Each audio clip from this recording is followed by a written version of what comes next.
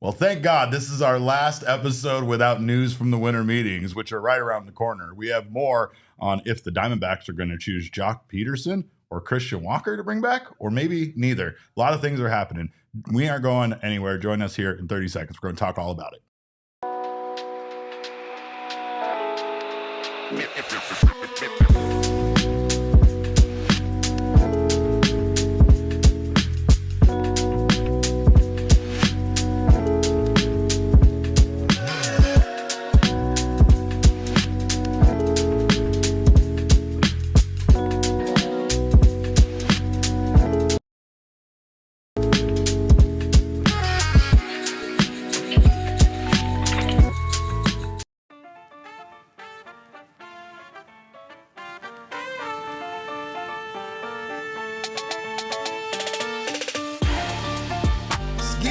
Happy Friday. Welcome in to another edition of the PHNX Dbacks podcast right here in Studio K, presented by our friends at Circle K. My name is Derek Monti. Of course, I am occasionally known as your mayor of Fridays. This man, my vice mayor of Fridays, and your thunderstick, the one and only Jesse Friedman, who we will be shipping off to Dallas here shortly. I might send him to Dallas. I might put him in a box and send him to Abu Dhabi like they used to do in Nirmal on Garfield. But regardless, it'll be a fun time either way. And we have a little change of schedule next week that we'll talk about. We're also going to tier rank the best replacement options for Christian Walker. Even though we have said time and time again, the best replacement for Christian Walker is, in fact, Christian Walker. We are going to go over all the guys that we've already talked about and figure out who would make the most sense and where they would rank amongst all the available options. But speaking of Christian Walker, we do have a report from John Gambadoro, a.k.a. Gambo, and he said, according to Gambo, that the Diamondbacks will not re-sign both Joc Pederson and Christian Walker. Again, I guess no major surprise there. We kind of knew that they wouldn't probably not have the money to bring both of those guys back, Jesse. Yeah, I mean the money just didn't really work out, at least from the reporting we've gotten so far, with the Diamondbacks intending on keeping their payroll somewhere in the same range that it was this past year, in the mid 170 million range. Right now, they're somewhere in the mid 140s, maybe lower 140s, maybe upper 140s. It's a little hard to tell exactly what that internal number is right now.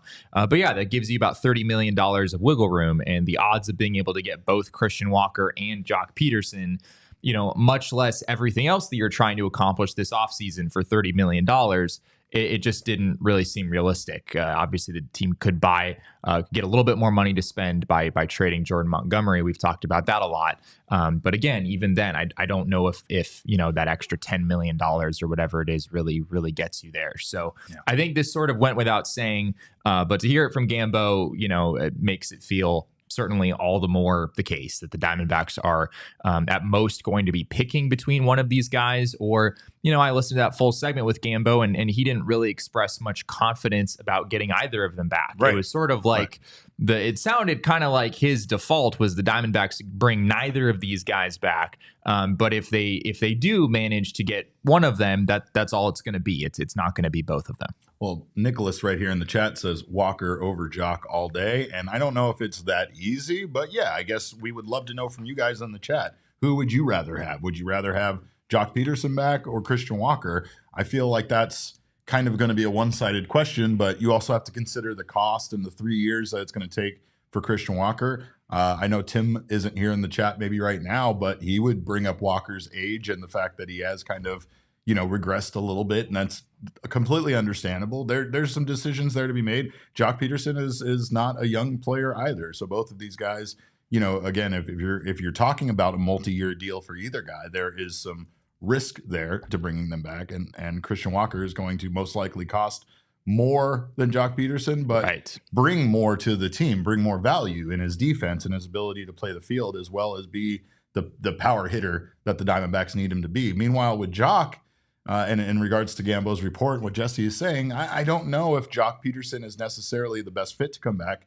considering that he's pretty much just going to be your DH, and there's not much more versatility around him other than that. The platoon worked well, and the platoon seemed to be kind of a Frankenstein's monster by Mike Hazen to bring both of those guys in to fulfill the DH role, and it worked really well in 2024. Let's not forget that this team did have the best offense in Major League Baseball, or at least scored a whole lot of runs. But I mean, I kind of agree with what a few of you said in the chat yesterday. I don't know if power is as big of a thing I'm looking for necessarily, as much as like a well-rounded lineup that can score in a lot of different ways, like we saw maybe more in 2023 versus 2024. But again, you don't want to lose, like you were one of the top offenses in baseball, so you don't really want to lose that going forward.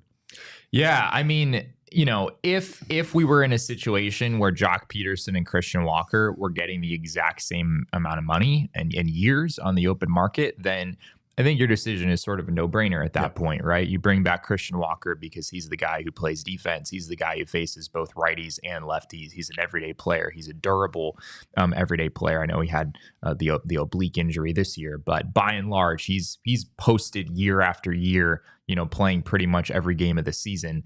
But that's not the case, right? This is a scenario where Joc Pederson is all but certainly going to cost less than Christian Walker, both in terms of years. I think Walker's going to get 3 years, at least. Maybe it goes to 4. I think it will probably be 3. I don't know if there's a scenario where Joc Pederson gets a 3-year deal. And as we've said many times, his value, I think, is capped by the fact that he is limited as a platoon player, as someone who's not playing defense. So I like what Jerry says, though. Jerry says Joc over Walker, cheaper, and a draft pick if Walker leaves. And it's that damn draft pick. That's why I feel like I don't think Walker leaving is the worst thing. That's why I have a hard time with this. I don't think it's obvious picking between these two guys. I mean, of course, it depends on exactly what these dollar values are. But if it's 3 and 60 for Christian Walker versus 2 and 25 for Joc Pederson, that's a pretty big financial difference. Yeah. And you look at the impact that these guys had in 2024.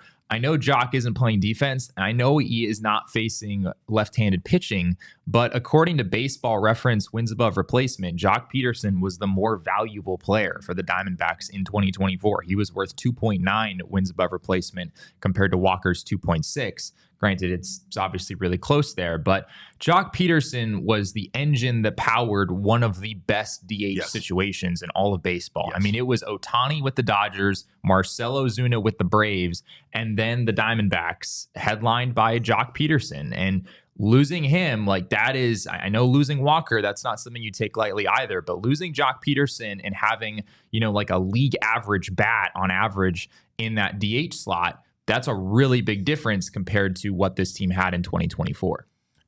That's only one of the questions that the Diamondbacks have heading into the winter meetings. And again, that's multifaceted, right? Because if you bring either one of those guys back, then sure, it solves your problem. But you still have other positions that you need to solve. You have other problems you need to solve, and you need the money to fix those problems or resources via a trade, right? So, but they have so much other there's so many other things that they have still up in the air. Like, what does the trade market for one slightly used Jordan Montgomery look like at this point?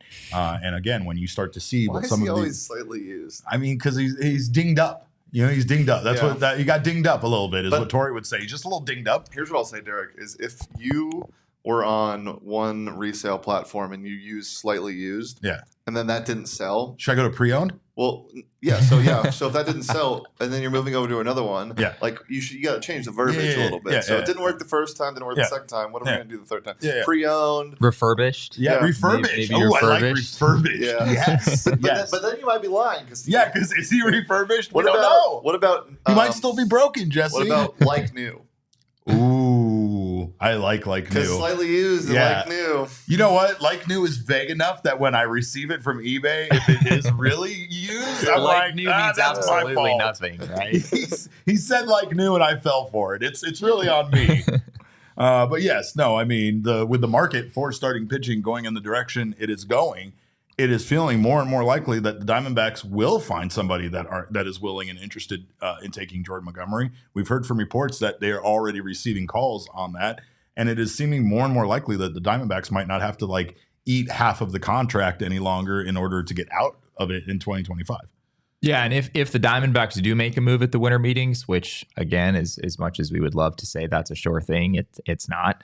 The winter meetings very well could come and go, and we're just still sitting here waiting for something to happen. But please don't let that happen, Mike. Please, Mike. I mean, I know that you guys won't welcome me back from Dallas if that's the case. Jesse does not get to come back from Dallas until news happens. I don't care if it's news with a Z. If news happens, we're here to cover it. We're having a breaking pod. So if something does happen for the Diamondbacks in this next week, it feels like the most likely move, or certainly one of the most likely things that could happen, is that Jordan Montgomery trade, where the Diamondbacks save some money, or maybe it's a Cody Bellinger-esque situation where they're taking back a big contract. Mike Hazen has said that would be, something he'd consider as well. That's something that it feels like could happen soon, because as we discussed on the show yesterday, you'd like to have that additional money to spend sooner than later so that you don't miss out on some of these free agents that you might be targeting. Right.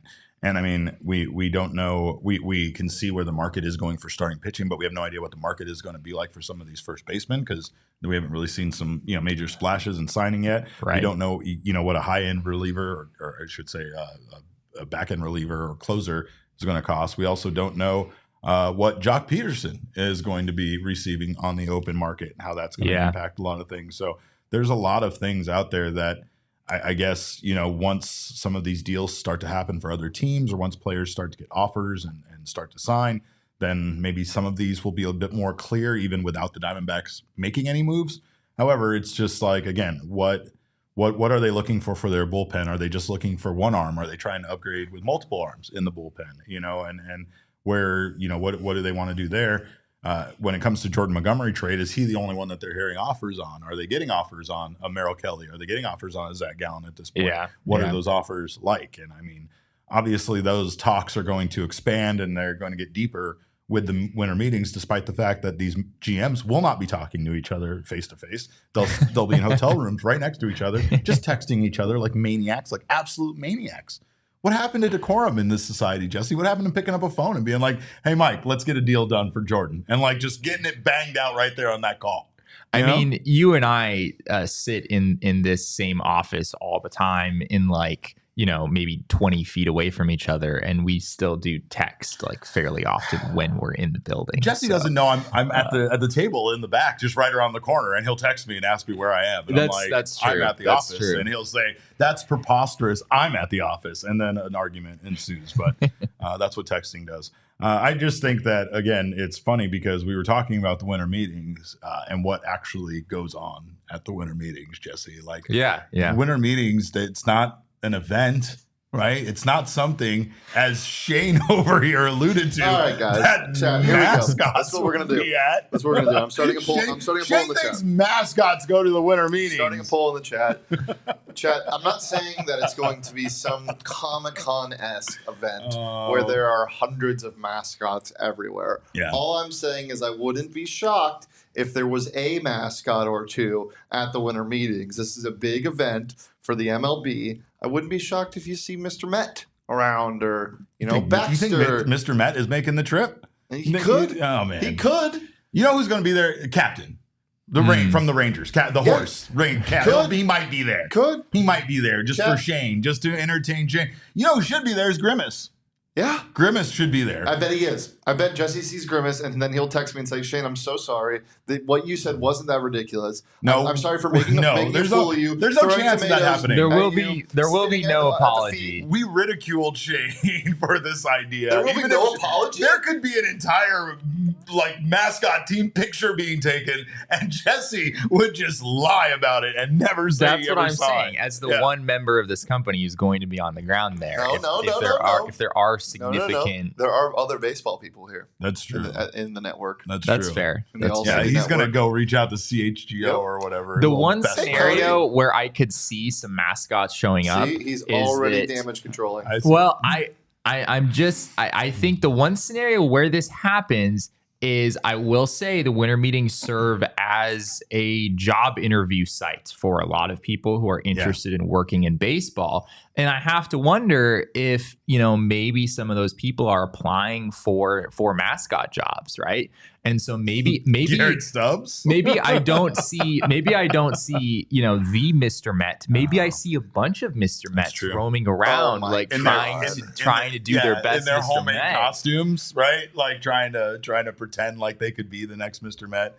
Also, I don't know. I like Cam's idea here. He says, I'd like to imagine there's some pretty sweet slumber parties going down at the winter meetings. Like I would love to think that like when you got up in like the middle of the night, like 10 p.m., you're like, I want to go get some water. I don't have any in my room. I'm gonna go down the lobby, see if they have bottles of water. And when you do, you see like GMs from Major League Baseball running around in like footy pajamas playing tag, like flashlight tag or something, just having the best time ever.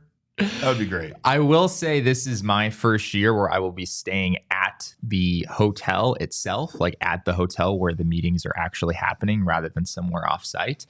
So become a PHNX diehard because I'm going to be dropping all of the fun little nuggets that I see along the way. He'll be sending you pictures of mascots. By the way, Jesse, 75% to 25% right now is a yes. What? That there will be mascots. There will be mascots? No, not that there will be mascots. That Jesse will see a mascot at the winter meetings.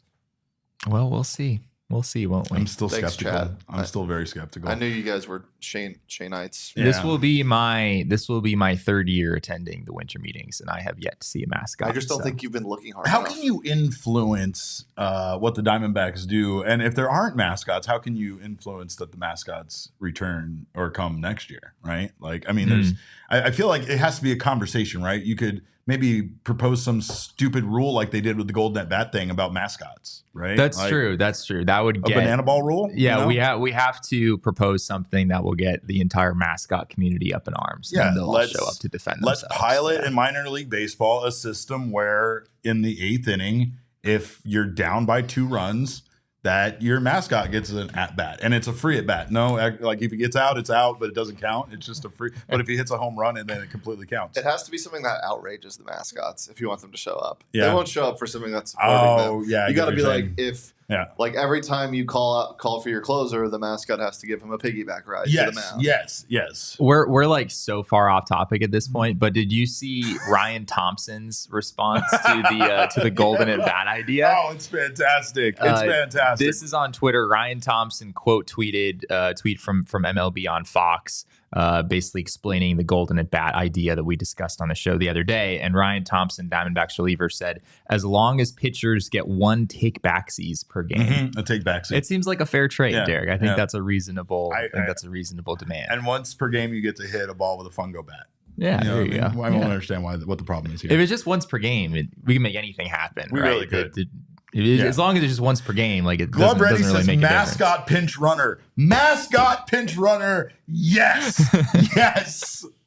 Oh, I'm down. I'm completely down. Is it the Braves that do the fast guy? The freeze? Yeah. Yeah, the freeze. Yeah. That's what the freeze. The Braves would have a bit of an advantage with the mascot pinch runner. Baxter's reasonably fast. He runs around. Fast. He runs around the stadium a lot. There are certain teams that would be at a bit of a disadvantage here, like the Philly Fanatic. I haven't paid a ton of attention to the Garrett sprint Stubbs? speed situation there, but do you want to put up Garrett Stubbs' baseball savant page, please, and we'll take a look at his. You really need to drop the Garrett Stubbs. I will becoming never. a mascot. I will never. All right. But anyway, we have more stuff to talk about when Jesse does return from the winter meetings, and it's definitely going to be mascot talk. But also a lot. You're not allowed to come home until you figure out a way for the Diamondbacks to make some of these deals happen. Or see a mascot. Yeah, or see a mascot. Or trade Jordan Montgomery. One of those 3 things has to happen before you can come back home. Well, as I've said in the past, Derek, if me staying there means that I just get like free vacation days, basically, and you're just here running the show by yourself, then he always finds a way to turn it around on me doing the show by myself, and it's kind of masterful. I respect it, but you do have to check out Jesse's roster projection story that you can get over at gophnx.com. You want to give them a little preview of that? Yeah. Basically just taking a look at where the Diamondbacks stand heading into the winter meetings. I've done this for a number of years where I release several stories leading up to opening day where I try to project the opening day roster. In the past, I haven't been quite this bullish, admittedly doing it on December 6th. I'm not sure how accurate this roster projection is ultimately going to be, but I still figured it would be helpful as just kind of a starting point. Like if the Diamondbacks did nothing this offseason, what would their roster actually look like today? And there were certain decisions I had to make that were like, okay, clearly the roster not being complete is forcing me to be in a weird spot. Like I wound up having the Diamondbacks with 3 catchers on opening day because I think Adrian Del Castillo would probably make the team if the season started today.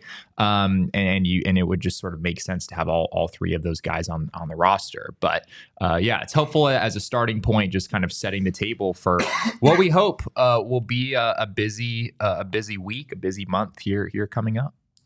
Cam says Jesse stays in Dallas and Derek stays at the movie theater, so our deals can happen. So I'm just gonna watch Wicked on loop until you guys do that. I'll do the show. I'll just have the camera pointed at an empty desk, and I won't have a producer camera, and I'll just talk Mariners ball. Perfect. Did you know that the Mariners inquired about some trades today? Oh, did they? No, I didn't. That's big news. Yep. They inquired about some players being available today. Yeah. Any specifics on players or what they inquired about? Cody Bellinger. Oh. They're asking about him. Oh, well, good luck with that, Shane. Yep. Good luck with everything that team has going on. Speaking of team, we thank you guys for being part of our team. We thank those of you that joined us with our wonderful diehard deal that we had this week. We had so many new diehards come on board, and it's very thrilling to have so many new faces part of our Discord and part of our family. So we thank you guys. We welcome you guys. If you're here on the PHNX Sports YouTube channel right now, make sure you subscribe to the channel, sign up for notifications. Of course, hit that like button. We love it when you do. If you're listening on the audio podcasting side, make sure you subscribe over there as well. And of course, leave us a review. We always appreciate that feedback. On the other side of this break, we are going to tier rank all of the options to replace Christian Walker at first base, with the caveat that the best replacement for Christian Walker is Christian Walker, but we're going to look at the other options out there and decide which ones are the best one and maybe hurt some feelings. So, of course, don't you go anywhere. We'll be right back. For more than 84 years, Desert Financial Credit Union has been Arizona's largest, most trusted local credit union dedicated to creating exceptional experiences by giving back to the community and providing financial solutions that help make lives better. And I know during this time of the year, it's not exactly easy to save money. Of course, Desert Financial can get you started, though, on your financial goals. Not only can they help you out here at the end of the year, but they can get you set right for 2025 and get you on the right track going forward. The Desert Financial team are financial experts who are committed to their members and the community, offering financial solutions tailored to helping real people achieve those financial goals and dreams. You can look to Desert Financial for checking and savings accounts, mortgages, loans, credit cards, investment options, and so much more. When you open a free checking account online, get $200 in bonuses. Get started by visiting desertfinancial.com/200 today. And Jesse, it's a fun time here in the Valley because it is almost Fiesta Bowl time. We got that Fiesta Bowl parade right around the corner, and it's the best parade. Like, go out and check out a parade. I got the thrill of being in this parade last year, and let me tell you, I'll never forget it. I even wore my mayoral sash, as I should. But it's a new era in the Valley of the Sun, and as we merge tradition and history with all of that innovation, pageantry, and fun, it leads up to the 53rd annual VRBO Fiesta Bowl Parade presented by Lerner and Rowe. This event is completely free to the public and family friendly. It's a great time to bring the family out, especially during this holiday season. Weather is beautiful out there on Central, and you can see all the beautiful, colorful floats, balloons, community groups, and marching bands, which will march through Central Phoenix on December 16th. Plus, you'll see a big name that most of you Sun Devils very much know, ASU and Mesa wrestling champion Anthony Robles, subject of the upcoming movie Unstoppable. So, of course, join us in person on Saturday, December 28th at 10 a.m. or watch it all happen live on AZ Family 3 TV. For the parade route and more information, check fiestabowl.org/parade. All right. Well, Jesse, we got some tier ranking to do, and we know it makes us sad to do so because it involves replacing Christian Walker. But we potentially. Christian Walker is on the list, Eric. Christian Walker is on the list. And as we've said, Christian Walker is the best replacement for Christian Walker. But does that make him an S tier candidate for first base for the Diamondbacks in 2025, Jesse?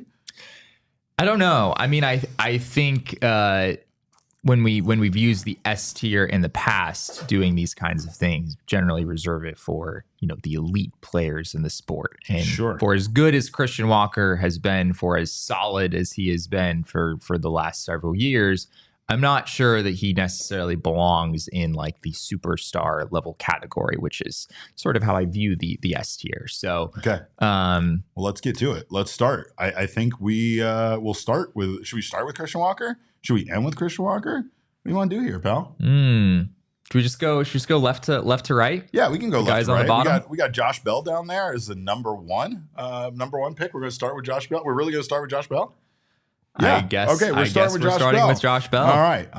We're just going to hurt feelings right away. I actually love Josh Bell. I thought that he did a great job coming into this team in the situation that he did, and contributing, especially right away. We were surprised about how well he did. But if you're talking about him being the primary option at first base next year, I don't love that. Yeah. I don't love that. Yeah, Josh Bell, I mean, he was great after the trade. And as we think about who could replace Christian Walker, like, only one guy on this list has actually replaced Christian Walker, and it is Josh Bell. And he did a pretty darn good job in that role. I do have some questions. I mean, looking at his numbers overall in 2024, he wasn't so great. Before the trade with Miami, he was a below replacement level player because his defense isn't so good. And he also had a 97 OPS plus for the season. So he was a below league average hitter and a well below average defender. So for as good as he was in the second half, and as much as I think the Diamondbacks enjoyed having him around in the clubhouse and whatnot, based on the numbers, Derek, it's going to be hard for me to go any higher than probably a C here. I can't allow that, Jesse. The navy blue sleeve. It leaves him in D. Does he have a new sleeve yet? I thought you were going to put him in hell tier solely for the navy blue. No, he doesn't deserve that just for the navy sleeve. But for wearing the navy sleeve and never actually changing it, I think he belongs in the D tier. In the D tier, yeah. Okay. Based on the numbers, for, again, as good as he was in the second half, it was just kind of a small sample. 97 OPS plus, minus 0.06 WAR. Yeah, the numbers overall for the season were pretty rough. Not a terrible pickup as sort of an insurance option. Yeah. But yeah, if he's kind of your main move at first base, I think you probably could have done better. Real quick, we have breaking news. What? Jesse's poll. 80% say that he will see a mascot at the winter meetings. It just ended officially. Okay. So yeah, thanks for the update, Shane. You're welcome. We really needed that. Big breaking news. Cody Bellinger up next. A guy that obviously still has a lot left in the tank. Not a bad player. But Does he have a lot left in the tank, Derek? He's 29 years old, Jesse. He's 29 years old. Does that mean he has a lot left in the tank? It does. From a 43-year-old man, it absolutely means that. All right? And I'm going to say he has plenty left in the tank. The man slashed 266, 325, 426 with 18 home runs and 78 RBI. He's not a terrible baseball player by any stretch of the imagination. He had a down year, and it's exasperated by the contract. It's made to look worse and that's the case with a lot of baseball players is when their contract is huge and they end up being an average player, it makes you regret signing them to that deal because there's a lot of guys you could bring in that is going to slash 266, 325, 426 with 18 home runs that aren't going to cost you what Cody Bellinger cost you. In this case, though, it could be interesting if we do some sort of bad contract swap. Just based on the needs, right? Diamondbacks have a surplus of starting pitching. Cody Bellinger would be a perfect fit for the Diamondbacks here to play first base, and I think he would do a good job at it. It's just again the contract. It makes it hard to put him above a B. I feel like, and it's not based on performance as much as it's the combination of the two things. Yeah, but have the Dbacks inquired about him? I'm kidding. I'm sorry. Jesse sounded like Mr. Birds right there.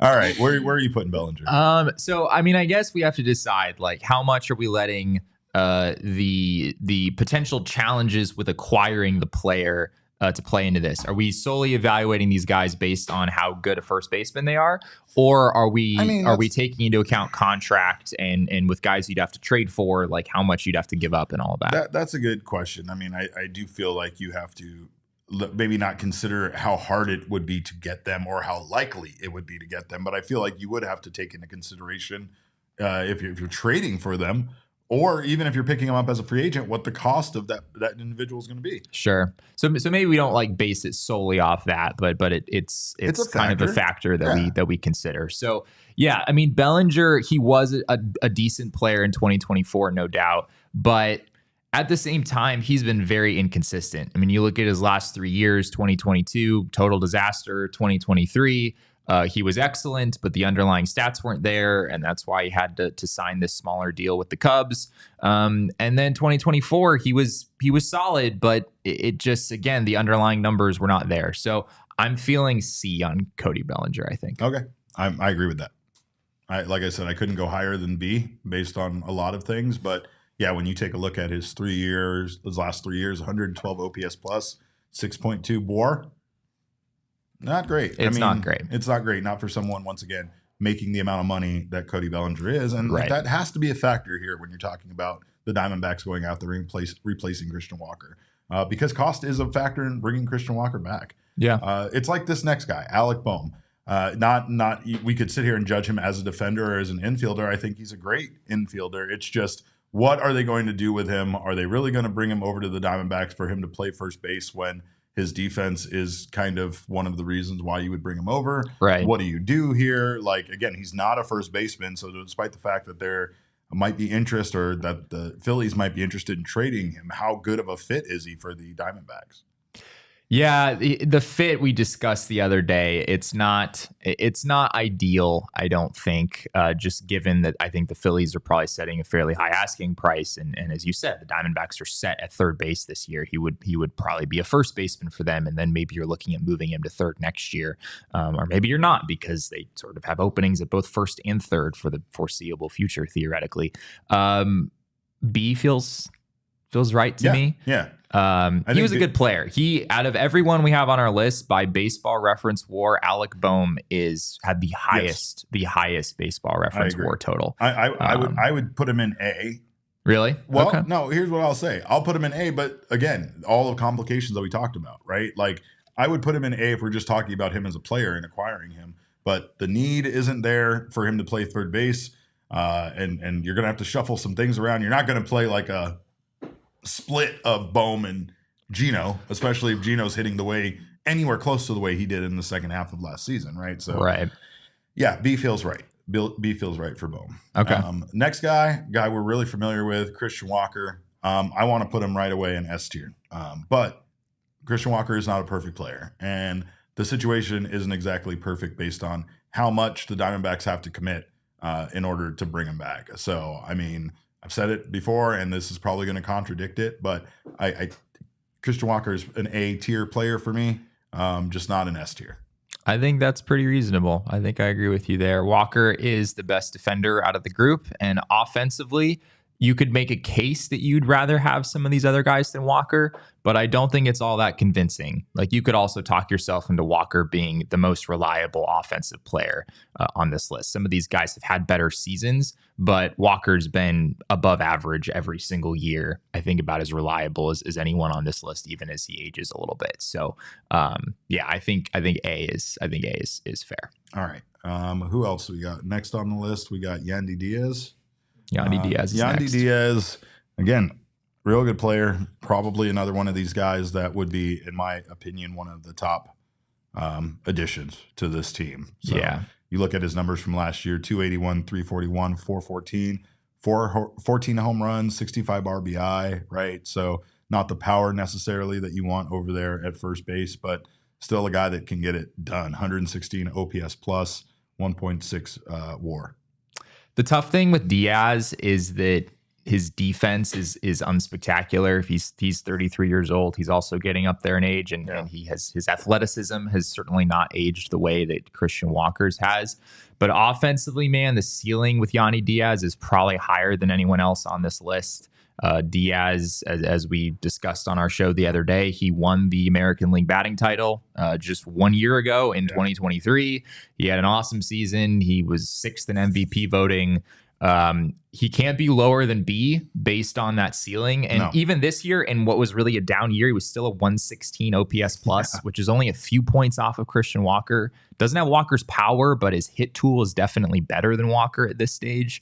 So it's between A or B for me. I'm a little bit torn between the two. I mean, Alec Boehm is right there at the same similar numbers, 15 home run, more RBI, a 779 OPS versus Yandy's 755 OPS. So they feel fairly comparable to me. Yeah. And then, like you said, his defense isn't great. There's no doubt in my mind Alec Boehm wouldn't be a great first baseman, right? Like, yeah, he'd be changing positions, but sure. It's just kind of like what we've said about a few guys. It would be kind of a waste of his talent to have him play first base, right? Right. Yeah, you're paying a bit of a premium for Alec Boehm because of his ability at third base. Yeah, I think because of the defense and the fact that Diaz is getting a little older, the offense is maybe shakier at this point. I think B tier probably makes sense. You want him above or below Boehm? Above. We're getting very specific. He's a first baseman. He's a first baseman. I'm putting him above. And his track record of success is definitely more compelling than Alec Boehm, I would also say. So I think having him above makes sense. Well, we are just getting started, and we are going to continue ranking the rest of these guys. Mark Canha, I don't know what the hell you're doing in here, but I'm going to find a place for you. But don't you guys go anywhere. We'll be right back after this brief break. Of course, Branded Bills is a company we love. It's a great time of the year to check out brandedbills.com because they have some great items for you to purchase as gifts. You can also bring some attention to your brand with some custom gear from Branded Bills. They have you covered with the best custom headwear. You can start your order and their dedicated team will help you create the exact custom apparel you need right now. And I believe an email I saw said something like 30% off of those custom orders. So check out all the deals they have during this time of the year over there at brandedbills.com. They're a local company from right here in Mesa, Arizona, and they have partnerships with ASU and U of A as part of their campus collection. So make sure to check out their entire all the hats that they have to offer over there at their website.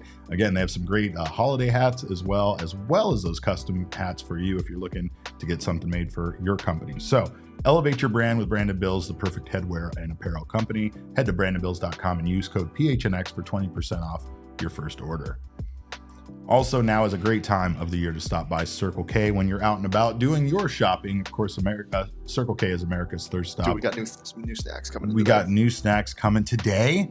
Are they bringing the Polar Pop machine? No Polar Pop machine yet? I don't know if that's something. It's a pipe dream of mine, but one day we'll have a Polar Pop machine. I gotta talk to Max. Max has to pick it up, if we're being honest. Yeah, that's for true. Yeah, he has to.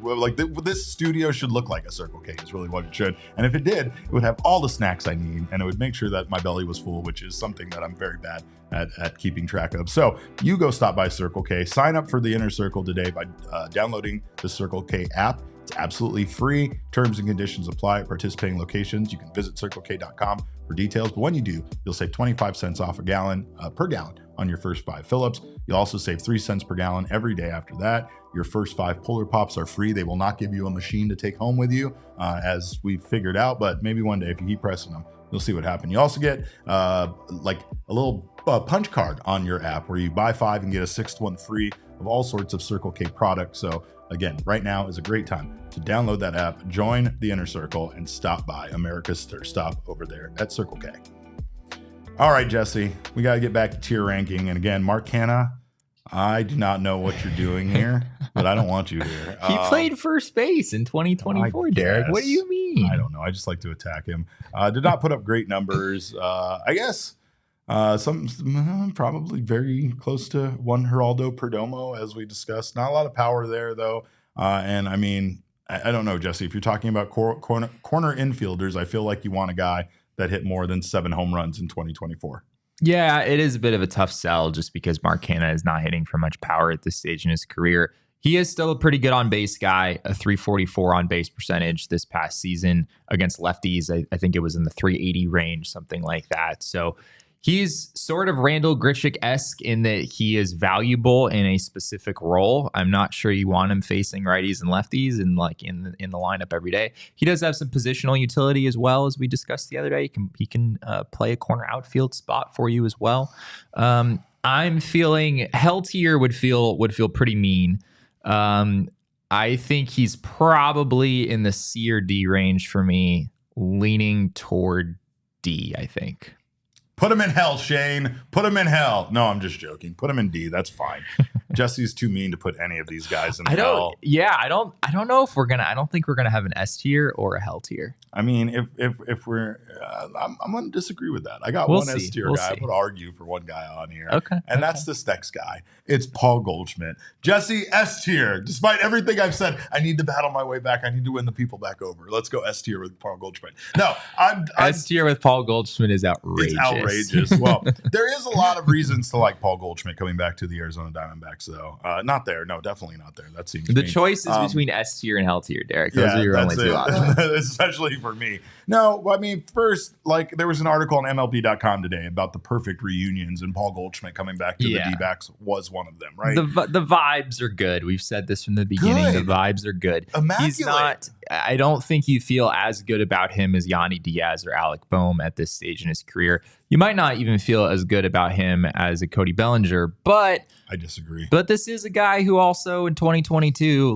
went out and won the NL MVP. So that top end talent, I mean, it feels kind of unrealistic he reaches that level at this stage in his career, but he's not all that far removed from it either. So when you're looking at OPS plus over the last 3 years for any of the guys we're talking about, Paul Goldschmidt has the highest at 12.3 BWAR. He has 131 OPS plus over the last 3 years, and last year had a 98 OPS plus. So feels like C to me.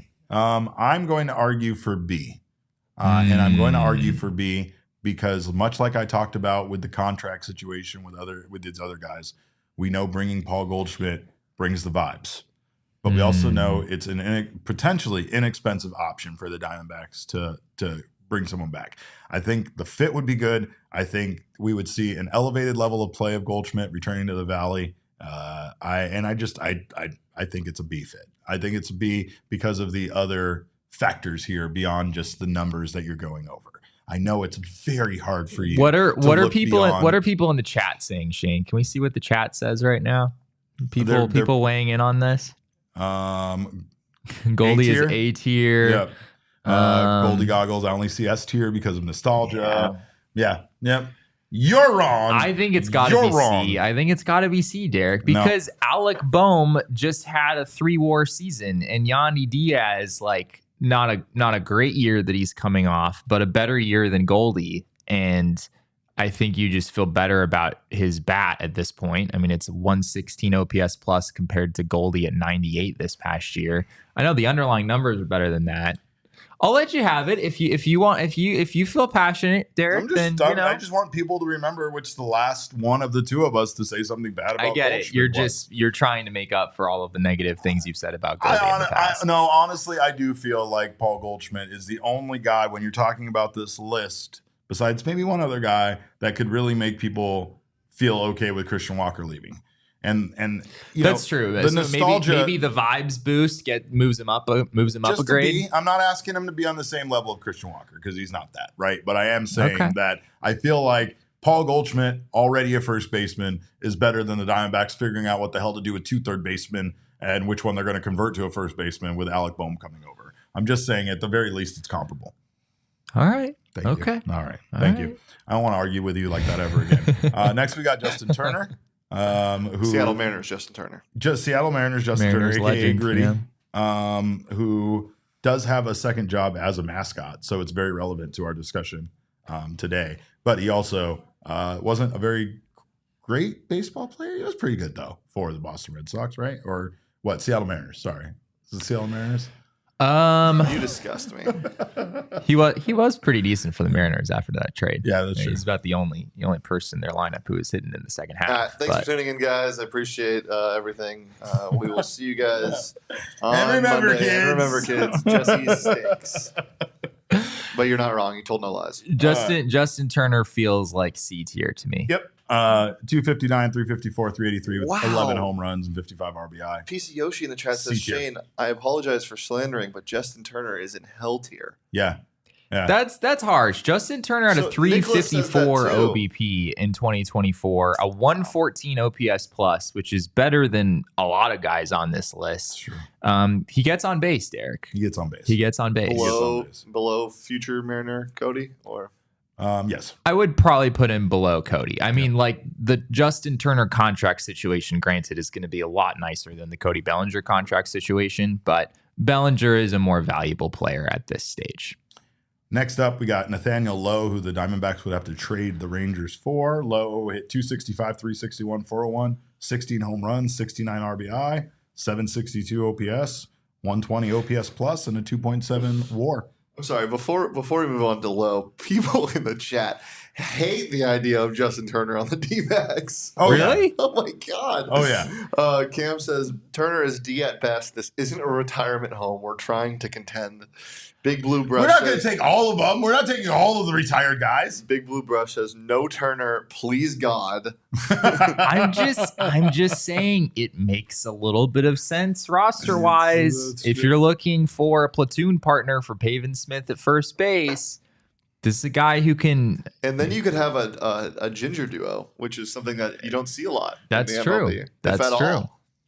Well, Nathaniel Lowe was pretty good at first base for the Rangers, Jesse. Yes. And he has been over the last 3 years. And, I mean, again, another guy that's younger, fits the mold pretty well here, and is someone that the Rangers have made known as might be available this offseason via trade. So, Yeah. I feel like based on his age and the numbers that he put up, that Nathaniel Lowe is B at lowest and maybe A right next to Christian Walker. Yeah, that's a tough one. I'm with you there. Nathaniel Lowe is probably the best defender, not named Christian Walker, on this list.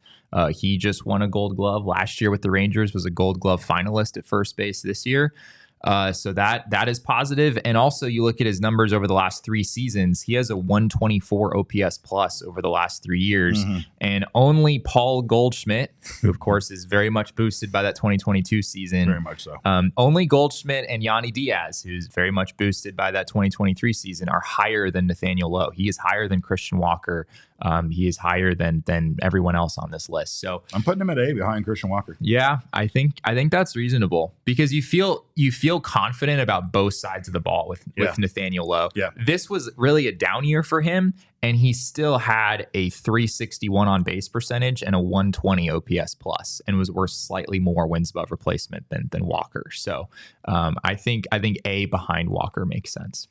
We have another update on the Justin Turner in the chat versus chat. Yeah. Okay. They have changed their mind and they're in it because of the ginger duo idea. Okay. So- okay. Oh, the Yeah. pavement. I figured that's all it would. I figured Yes. that's all it would That's take. incredible. Yeah, That's incredible. Makes sense.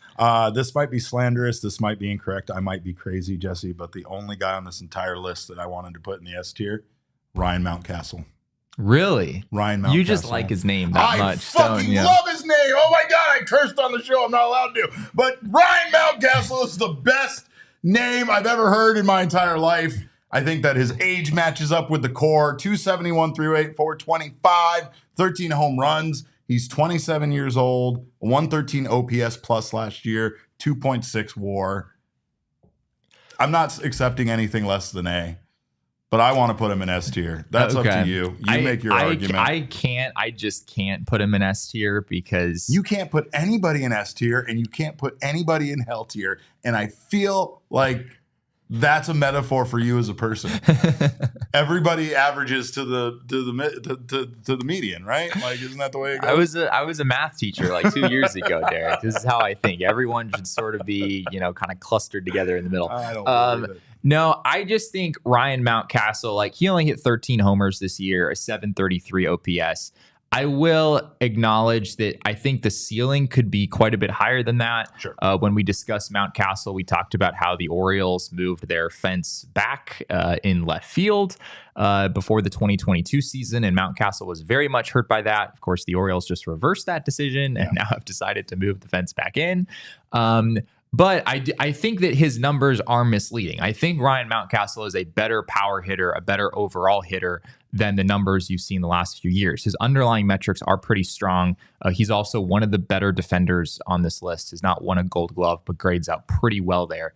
So if you want to put him in A, I think I can get behind that. Behind those two guys, behind Nathaniel Lowe and Christian Walker, not above any of them. But. Yeah, I think that's reasonable. All right. We still have to see what it looks like for him to get out of that ballpark and kind of showcase this power. Sure. But I think there could be a really good player in there. So I'm okay putting him at A. He's also one of the younger guys on this list, only 27 years old. It's one of the reasons why it's the age. It's the age. Yeah. And I shouldn't be discriminating against age. I should be the last person doing that on this podcast. But still, I can't help but get excited about the idea of adding someone that is going to be a part of the core with Corbin Carroll, with whatever outfielders we decide to keep, with Geraldo Perdomo, with Gabby Moreno, right? Like, this is part of what you're trying to build to have a winner for years. It's what Baltimore is building right now with all those young guys that they have on all those, absolute studs. That's how someone like Mountcastle kind of gets lost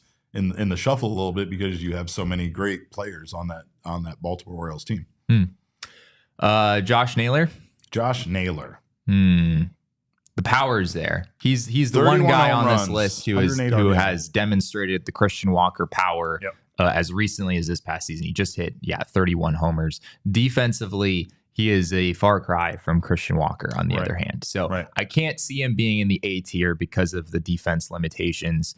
Feels like he probably belongs in the B tier somewhere. Right in between Yandy Diaz and Alec Bohm. Okay. Is that fair?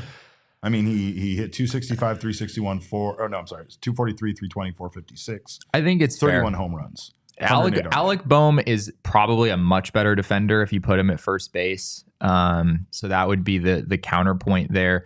Naylor's 1 year of control versus 2 years for Bohm. He also would probably cost less. So maybe, as we're kind of thinking through what it would take to acquire these guys, it's sort of a wash in that sense. I mean, Yandy Diaz isn't a great defender either, and Josh Naylor's been a little bit more consistent offensively than Diaz has. I think that's fair. I think I like where he is. All right. Well, we got two guys left, and we're gonna make you guys wait until the final segment in order to see where these two guys. I might even have you shuffle so that we do Pavin last, but we'll be right back after this break. Of course, you guys don't go anywhere. When I say don't go anywhere, I only mean that if you're not already heading out to Gila River Resorts and Casinos, because if you're going there, you're going to go have a fun time, and no one does it better than Gila River Resorts and Casinos. You can visit any one of their 4 locations to experience the best the Valley has to offer. And of course, you can meet us for all sorts of wonderful events, like our PHNX live event that we had this week with our Q&A with Archie Bradley. Again, that was an absolute blast to see so many of you guys out there. It was a blast for me and Damon to go down and do a little gambling on the roulette tables out there at Gila River Resorts and Casinos. You can go all in with their 4,500 slot machines and live table games, or catch all the action at any of their sports books. And again, you do you at Gila River Resorts and Casinos. Visit playatgila.com for more details, and let them show you what the next level is all about. They showed us with that incredible roulette table they have out there. So do not sleep. You don't need to go to Vegas. We got Gila River Resorts and Casinos right here in town. Downtown Phoenix is going to be hopping on December 26th because the Rate Bowl will be happening over there at our second home at Chase Field. Right now, college football postseason action happening right here in downtown Phoenix. That's at 3:30 p.m. on December 26th for the kickoff. If you have family in town, it's a great place to go for the holidays. Huddle up with some friends and come on down for a great time. And you can join a football game in a Major League Baseball park, making it one of the most unique and fun atmosphere in sports. This man, he doesn't really like to see his baseball fields turned into football fields, but he'll allow it at Chase Field. It actually works pretty well there. I mean, they've had a couple of these bowl games there, and it's the only bowl game featuring a matchup between Big 10 and Big 12 teams, two of the biggest or toughest football conferences in the country. Game tickets, premium experiences, and reserved parking are all available. Get yours now at ratebowl.com. And of course, Chase Field. I mean, if you don't care about either of those teams, go watch a football game at Chase Field just for the vibes. Speaking of vibes, we do have two more guys here, Jesse, that we have to rank, and I think we should leave Pavin for last. And I think we should just Carlos go ahead Santana. and do Carlos Santana right now. Carlos Santana is one of the first replacements. Oh God. Don't you have a Mariners podcast to produce somewhere? I'm going to tell you the same thing I tell the Dodgers fans in the chat. Carlos Santana hit 238 last year, 328 on base percentage, 420 slugging. He hit 23 home runs, 71 RBI, has 749 OPS. One of the a few guys on this list that had more than 20 home runs because it's not easy to hit dingers anymore in Major League Baseball. But he does a good job at it, even though he's 38 years old. He had a 109 OPS plus and a 2.5 WAR. Again, another guy who isn't going to give you the defense necessarily over there at first base. He gave pretty good defense in 2024. Oh, yeah, that's right. He actually did. When Carlos we were looking Santana's at the metrics were kind of right up there with Christian Walker. Let's not sleep on the old guys. Yeah, I'm just immediately writing him off because of that. But yeah, you're right. When we took a look at some of his defensive metrics, it was actually quite good in 2024. It's hard to know if that's like truly sustainable. At this stage, he is 38 years old, but yeah, I mean, he was above average offensively, a 109 OPS plus, 2.5 wins above replacement, which is really right up there with basically everyone on this list. I think because of his age, I probably view him, I definitely view him from the guys lesser than the guys in A tier. For me, this is probably a low B or a high C. But I could be convinced either way, I think. I mean, I almost feel like it's a push with Paul Goldschmidt, though his numbers were better than Goldie's. So, yeah, I would say let's put him ahead of Paul Goldschmidt in the B tier. Okay. Yeah, both guys like similar age for both of them, but Carlos Santana was a much better player in 2024. So I think that's pretty reasonable. Last but not least, Pavin Smith, Jesse. Ooh. Yeah, he's definitely in. Yeah, there we go. He's definitely an S tier right there. I don't think I have no argument with that. I think that's perfect. I think we did a good job of assessing the talent here at first base and accurately, ranking them. Pavin is such a hard guy to evaluate genuinely because he was awesome in 2024. Like he had an 895 OPS, he had a 145 OPS plus, but it was so out of nowhere. Really feel though. I know this is a bit. I know this is a thing, but are you really okay with them just leaving Pavin Smith at first base by himself for the whole season in a non-platoon situation? Can you sleep at night with that?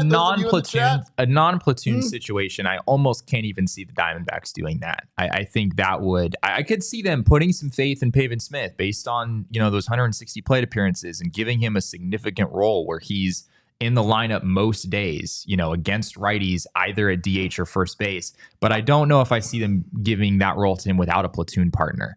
Even this past year, his numbers against lefties, weren't awesome necessarily. So I saw him hit 3 home runs in one game. I don't know about you. Have you did you ever see him hit 3 home runs in one game? I did. Have you seen any of these other guys hit 3 home runs in one game? I don't know if we have. Maybe Paul Goldschmidt. You probably did see Goldie hit 3 home runs in one game. I mean, you know what? I don't care what Jesse says. He's staying in S tier. That's it. The chat is in. The chat is in with nailed it. Perfect. Chef's kiss. Yep. There we go. Yes. Pavin S tier Smith. I unironically love Pavin Smith. Yeah. See, people are down for it, Jesse. People are down. I think my real answer here is probably C tier. I think he probably belongs. Because I mean the big picture numbers are still not particularly good with Pavin Smith. I mean his numbers over the last 3 seasons, he's been basically replacement level and has a 98 OPS plus. So just comparing to these other guys, still your favorite, everybody? Is that still your favorite guy? We'll let the chat. If you want to keep him an S tier for the bit, Derek, I'm willing to do that. But as the resident nerd and analyst here at the PHNX Dbacks podcast, I can't let it happen for any reason other than it being a bit. Which if you want to do that, then have at it.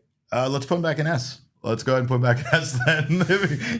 he said I could do it. Put him back in S right now, Shane. That's where he belongs. That is where our ginger-haired king will live, in the S tier, until he proves otherwise, which really could happen at any point this season. So re-signing Christian Walker is just totally a waste at this point, right? It absolutely is. Yeah, I mean, we'd lose out on Pavin at first base, and we'd lose out on that draft pick. So I think that's a wrap. But no hell tier options here. I guess there are a few guys we could have included in this tier ranking that we could have put there, but we chose not to. We chose to be nice. Yeah, but we're going to be mean right now to our television viewers because we're going to cut you guys off. But we appreciate you so much for stopping by. If you want to keep the conversation going with us, we are still going to talk about why anyone would choose to go to the Athletics or the Rays. So join us over at gophnx.com for more fun.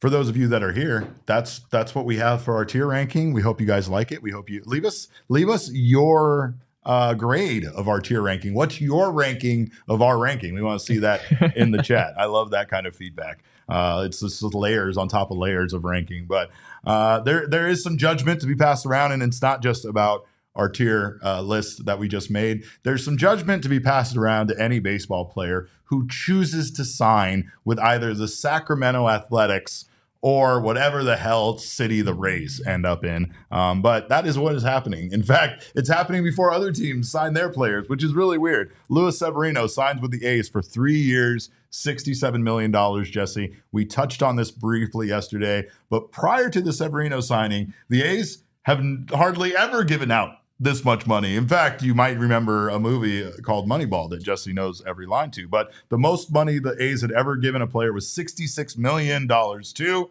former Arizona Diamondback Eric Chavez, and that was back in 2005 before he was former Arizona Diamondback Eric Chavez. But we also have catcher Danny Jansen signing with the Tampa Bay Rays on a one-year deal, Jesse, worth $8.5 million. Reportedly, he had multiple deals or multiple offers. He had at least one multi-year deal on the table, and he chose to take a one-year deal with the Tampa Bay Rays. Why?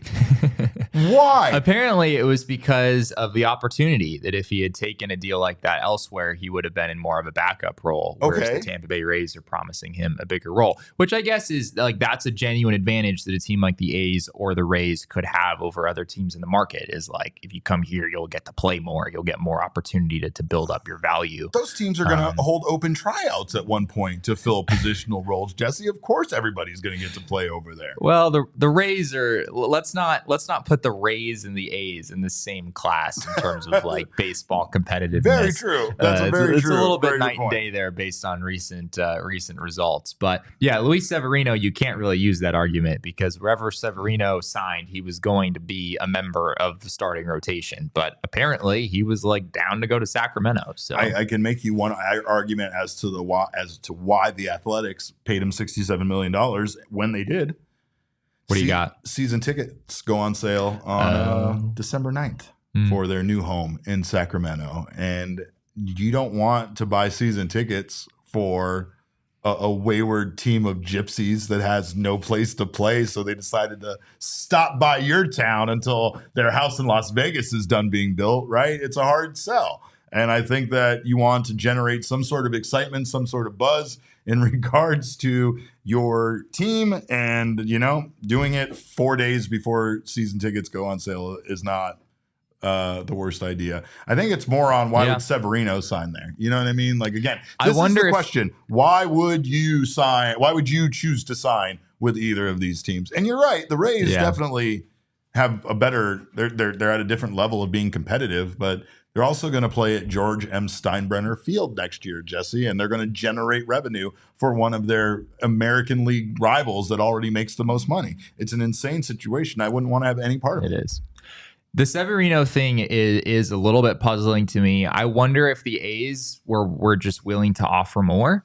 Maybe they had to really beat out the other offers by a bigger than usual margin in order to get him to come there. But I don't know. Maybe guys don't care as much about playing in a minor league stadium as we think they do. It's a little hard for me to imagine that. I don't know, out of the Sacramento situation or the Tampa situation at Steinbrenner Field, like which of those do you think is more desirable? Is there a difference between the two? I don't know. I think that the Sacramento's hotter, but Tampa's not much better, and it's also going to rain a lot. Yeah.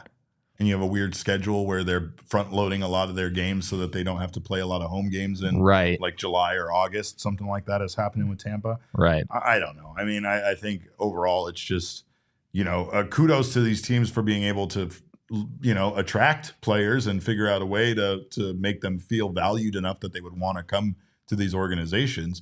But man, I mean, I've even had moments like that with this team where, like the roof broke at Chase Field and I was like, feeling secondhand embarrassment for the Diamondbacks. And then there's things like that, like, okay, now who wants to go play for a team that plays in a stadium where the roof's broken? Like it's kind of a joke. And we know it's not really broken. We know it's a safety issue and we know all that kind of stuff, but it's the way it gets portrayed out there. Similar Sure. to Tampa, right? Like Tampa is just more of a disastrous situation because not only is their old stadium destroyed and unusable right now, it may never be used again. And the new stadium that they're trying to get built is facing all sorts of hurdles, many of which are becoming increasingly more difficult with the situation that's going on there in Florida, with still so much devastation from those hurricanes. That the last Right. thing that the Pinellas County Board is interested in addressing is giving a baseball team a new ballpark, right? But when you're an existing franchise in Major League Baseball, that is kind of important. You kind of do have to have a place to play your home baseball games. Right. Yeah. I'm really curious to see how the rest of the offseason unfolds for those two teams. Yes. Do the Rays and the A's maybe not have as big of an issue as we thought they might? I kind of figured that the A's would have to do their offseason work via trade, maybe more than anything else, because then the players don't have a choice but to come and play there. But yeah, I mean, Luis Severino is down. I guess if you're a starting pitcher, I would probably rather be in Sacramento because there's less rainout risk. And I think rainouts can really ruin your routine as a starter. Piece of Yoshi's losing it over Severino going to the A's. He said, why wouldn't he come back to us? Known Mets fan, by the way. He said, we had a sign. We had Luis Torrens. We had black unis and a City Connect he loved. And he's going to cook alive on that field. And he's not wrong. It's going to be very hot no matter where. Former Mariner, great. That's Luis right. Torrens. I will say this also. I mean, we also have kind of firsthand experience of playing in a minor league facility and the perception that is with our hockey team, right? I thought I was of the mindset, and maybe I was just trying to be too positive about that whole situation, that it would be awesome to go watch hockey in that kind of atmosphere in a smaller venue like that, where you get to see professional hockey teams in a way where there's no bad seat in the house. And it kind of was for like a few games, right? And then eventually it was like, all right, we'd rather have an actual facility. Exactly. And I think that what you're describing might be the same with these teams. Like there's a way to get people on board and make them think like, oh man, this is almost going to be like an old school baseball situation. It's going to be like, a throwback to like the 70s, and, people are just going to really come out and enjoy. And like, again, yeah, it's good in theory until you apply it and you actually try to have a successful season playing, somewhere else. Nicholas says, oh, it is, Derek. It is. It's an amazing fan experience. And see, that's what it is. Yeah. Like the people that can get past all of that, the people in Sacramento, the people who go watch the Rays at Steinbrenner Field, they're going to probably have an amazing experience and they're really going to enjoy it. They're probably going to get access to Major League Baseball players that they would have never gotten otherwise in a Major League ballpark. And they're going to, it is going to have the feel more of a small, like spring training game rather than it being a big, and both of these teams, neither of these teams are going to have to worry about capacity, right? There's not enough fans for either of these teams for them to worry about needing a bigger stadium anyway. So there's that. But good luck to anybody that makes that decision. And I mean, I really do feel like, I don't know what the reason is for you personally if you're a player that decides to go play for these teams, but like it's commendable, I guess, because you're not really, you could go sign with the Dodgers and have your payments deferred for the next 32 years. So there's that. Piece of Yoshi has been listing off Mets Mariners in the chat, which I'm sure Shane really appreciates. Why are we doing this? You're just feeding the troll. He said Mariners. And he's so full right now. He's so happy. But anyway, Cam says Cardinals playing at Sun Devil Stadium was hot garbage. So you're not wrong about that. You are not wrong about that. The amount of times I had to go sit and watch the Cardinals play there, my God. But anyway, we got a lot of fun happening next week. Hopefully we'll get some answers in regards to first base and some of these questions. Well, we actually missed the first baseman on the tier list. Who did we miss? I already put Ty France. You want us to add Ty France? Here. Oh my gosh. Yeah. That is an awful option. Have you seen Jesse in the Box? It's not great. I watched him take BP in Chicago at an arcade, and he does. I wouldn't call him an elite fielder, but he does have a really good stretch. Yeah. I could field when I played in high school. I could field, and that was all I could do. But would you say that's fine to put you in hell tier? As an option for the Arizona Diamondbacks. Well, he's also be honest. He's also a locker room cancer. Like, let's be honest. Oh God, he's such a diva. Such a diva. Could you imagine having to put they would not put up with him? God. Cam wants to know what your OBP. It's not great, Cam. It's not great. I mean, I would take my walks because I would go up there knowing that that's the only way I'm ever going to get on base. Yeah. So I would take those walks. My chase rate would be elite, Derek. I would never chase out of the zone because I would just never swing at all, because what would be the point of me trying to actually hit a 98 mile an hour baseball or whatever? But yeah, in terms of my actual baseball ability, I can't really argue with the hell tier placement. No, I view myself as more of a vibes guy. Who I think that would push me up into at least like the C or D range. That's but, not all the stuff it's a lot like Bohm, like a lot of bad attitude kind of stuff. All the stuff that I've seen from like Rosenthal has been like, that people are trying to move off this guy because of how bad he's been in the locker room. He keeps saying, "I don't know who sings this song. I've never seen that movie." They keep making photoshops of me as a green troll, and we're like, dude, that's Yoda from Star Wars, and you're like, I've never seen Star Wars. I don't know what a Star Wars is. Why are stars having a war? Speaking of which, Blake Trinan was asked over on our guys at Foul Territory. He had a hilarious answer about the golden at bat rule. He was like, they asked him about that, and he just literally like, take your base. I will intentionally walk anybody that comes up for the golden at bat rule. You're just getting on. You're just get on for intentional walk. You're just going. I'm not putting up with facing Juan Soto twice in an inning. I'm just not. I'm not doing that. We're not doing that here. So what if the bases are loaded though? What if it's a tie game with the bases loaded? He's walking in a run. He's walking in a run over pitching to someone like Juan Soto twice in an inning like that. Game on the line. Feel the same way, Blake? I don't know. I want to see you blow games with the Dodgers again, though. So word is Jesse refuses to play day games after night games. That's fair. That's true. That's totally true. I deal with that on the regular during the season. The day game after a night game thing is tough. I have a hard enough time just showing up to the ballpark, much less actually putting forth any effort. We already have to deal with his schedule next week because Jesse is demanding that we change the show times just to accommodate him. How rude. So on Monday and Tuesday, this show will be coming to you at 6 p.m. Arizona time. So Jesse can be out there at the winter meetings and get all the information from Mike Hazen that he can kind of store up and bring back to us.